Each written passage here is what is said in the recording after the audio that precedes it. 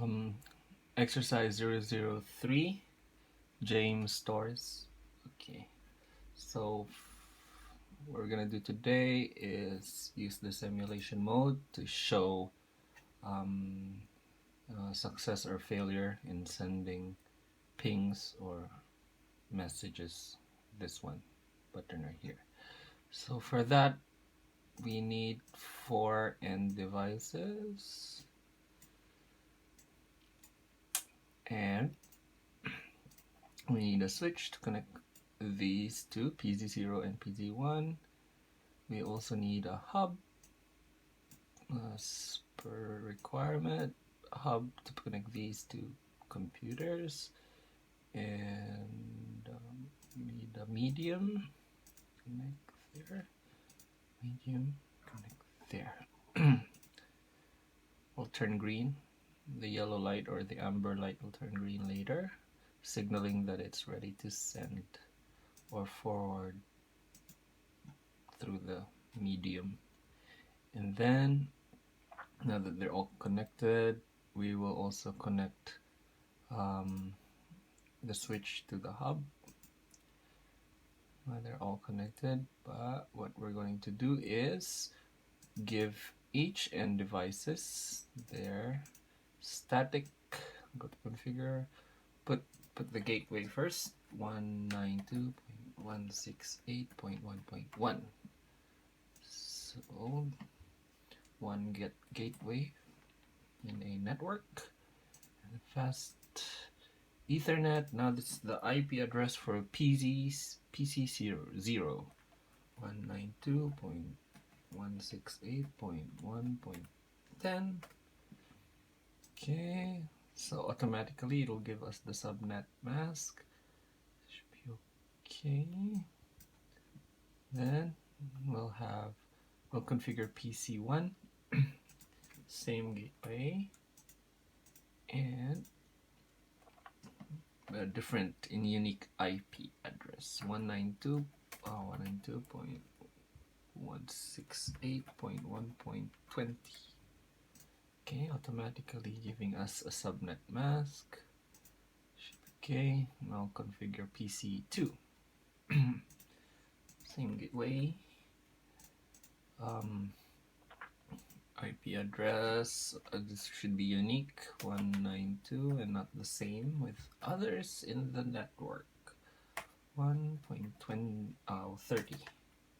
Sorry, 30. Okay, we'll get a subnet mask. And then gateway, same.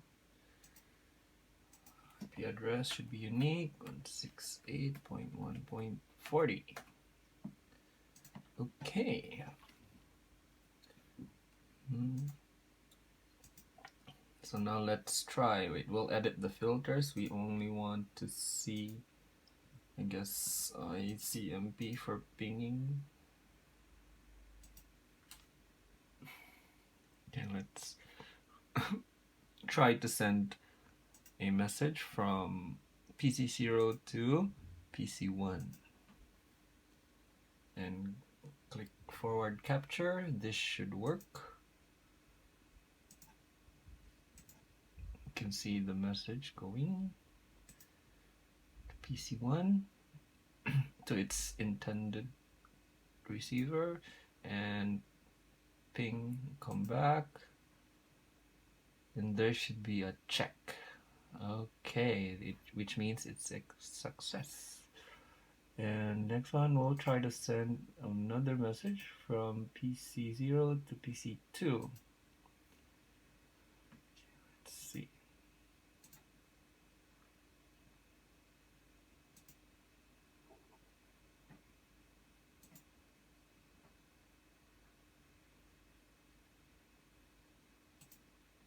It should come back from PC2 to PC0. Oops. Oh. Go back.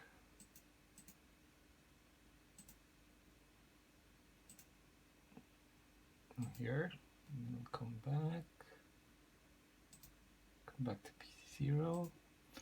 be a check button there, which means PC0 and PC2 had a successful connection. And last one, just so you can see that all the computers are responding well, PC0 to PC3. Let's see. Should come here and go back, and we'll get a check mark, which means our link is working. Okay, now to answer a few questions. What is the importance of a gateway? Well, a gateway is, for example, when we have basically a gateway is when you're trying to send something to a different network. The gateway, since the IP address doesn't work, since they're in different network, the gateway will be the one to help us figure out which network should it be sent to. So for example, let's say we have this router, we have this switch here. We'll connect this one here, this one here, and then this one here. And if it, let's say it is connected to the, pretend this is the internet, something like that. If it's working, then the gateway, there's one gateway for this network and then another network here. So because of the gateway, we will have the capability to send a message to another network. Okay, next one.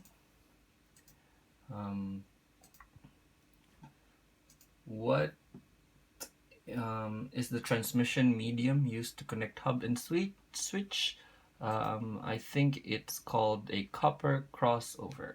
This one here. The medium between the switch and the hub is a copper crossover. And what is the indication if the connection of your PCs are successful?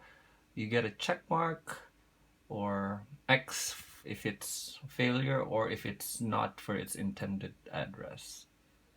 And what can you conclude from this activity? I can conclude that it's very important to put in the right IP addresses and default gateway for the link or the messages to be transmitted properly.